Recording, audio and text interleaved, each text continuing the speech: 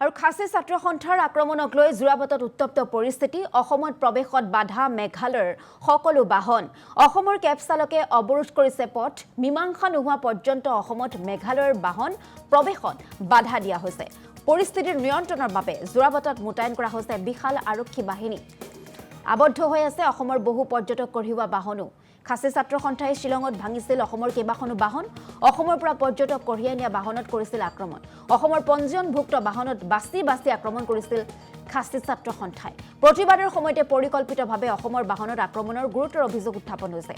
আক্ৰমণ কৰা বাহন চালকক ক্ষতিপূৰণৰ দাবী কৰিছে কেব সন্থাই মেঘালয় চৰকাৰে ইয়াৰ পাছতে দিব লাগিব এতিয়া ক্ষতিপূৰণ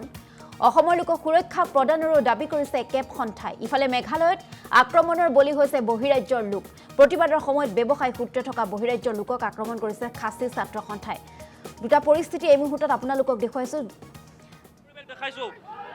আৰু যেহেতু শৃংখল চলিহাও গৈ উপস্থিত হৈছেগৈ সেই প্ৰতিবাদস্থলীত আৰু এই মুহূৰ্তত আমি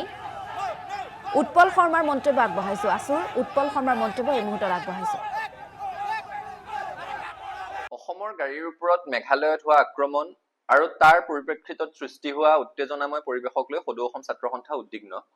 মেঘালয়ত যি ধৰণে অসমৰ পৰা যোৱা গাড়ী ভাঙি পেলোৱা হৈছে যি ধৰণে আক্ৰমণ চলোৱা হৈছে গোটেই ঘটনাটো গৰিহণাযোগ্য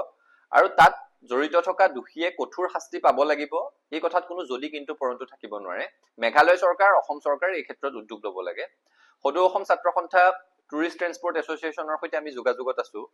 তেওঁলোকেও আমাক অৱগত কৰিছে যে এই ধৰণৰ ঘটনাই কি ধৰণে পৰ্যটন উদ্যোগটোৰ ব্যাপক ক্ষতি কৰে আমি কিছুদিনৰ আগত অৰুণাচল প্ৰদেশত দেখিলো সীমা বিবাদক লৈ 11 জনকৈ অসমীয়া মানুহক গুলিওৱা হৈছে কালি মেঘালয়ত দেখিলো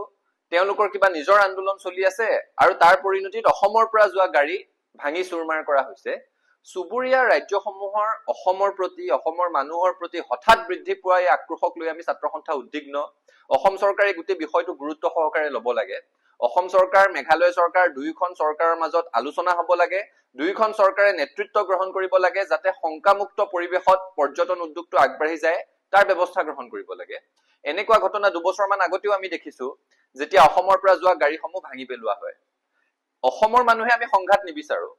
কিন্তু সকলো ক্ৰিয়াৰে এটা প্ৰতিক্ৰিয়া থাকিব সেইটো স্বাভাৱিক আৰু এই ক্ষতিটো অসমৰ যিমান হয় তাতকৈ বেছি মেঘালয়ৰ হয় কাৰণ পৰ্যটন উদ্যোগটোক কেন্দ্ৰ কৰি বাহিৰৰ পৰা যোৱা পৰ্যটকসকলক কেন্দ্ৰ কৰিয়ে মেঘালয়ৰ অধিকাংশ লোকৰ জীৱন জীৱিকা চলি আছে এনেকুৱা ঘটনা যেতিয়াই কোনোবা সংগঠনে তাত সংগঠিত কৰে এনেকুৱা ঘটনা যেতিয়াই সংগঠিত হৈ তাত পৰ্যটকৰ আহযাহ বন্ধ হৈ যায় তেওঁলোকৰ মেঘালয়ত শিলঙত চলি থকা হোটেল ৰেষ্টুৰেণ্টসমূহৰ মালিকে প্ৰথম প্ৰতিবাদ কৰিবলৈ আৰম্ভ কৰে তেওঁলোকে প্ৰথম এই পৰিৱেশটো যাতে বিনষ্ট নহয় তাৰ কাৰণে কুচকাবাজ কৰিবলৈ আৰম্ভ কৰে কাৰণ তেওঁলোক ক্ষতিগ্ৰস্ত হয় কিন্তু অসমতো পৰ্যটন উদ্যোগটোক কেন্দ্ৰ কৰি যথেষ্ট সংখ্যক লোক চলি আছে সেই কথাটো আমাক উপলব্ধি লাগিব অসমৰ পৰা দৈনিক 5-6 হাজাৰ গাড়ী অতি কমেও মেঘালয়লৈ যায় সেই গাড়ীসমূহৰ ড্ৰাইভাৰসকল গাড়ী চোৱাচিতা কৰা মানুহ গাড়ীৰ মালিক পক্ষকে ধৰি এটা বৃহৎ পৰিয়াল পৰ্যটন উদ্যোগটোৰ লগত জড়িত হৈ আছে আৰু এই ধৰণে অসম মেঘালয়ৰ মাজত সংঘাত হৈ আছে বুলি যদি বা বাতৰি প্ৰচাৰ হয় তেতিয়া দেশ বিদেশৰ পৰাও পৰ্যটক উত্তৰ পূৰ্বাঞ্চললৈ আহিবলৈ অসমলৈ বা মেঘালয়লৈ আহিবৰ কাৰণে শংকাবোধ কৰে গতিকে এই পৰিৱেশটো শামকটাৰ ক্ষেত্ৰত অসম চৰকাৰ আৰু মেঘালয় চৰকাৰে উদ্যোগ গ্ৰহণ কৰিব লাগে দোষীক শাস্তি দি দৃষ্টান্ত স্থাপন কৰিব লাগে এই ধৰণৰ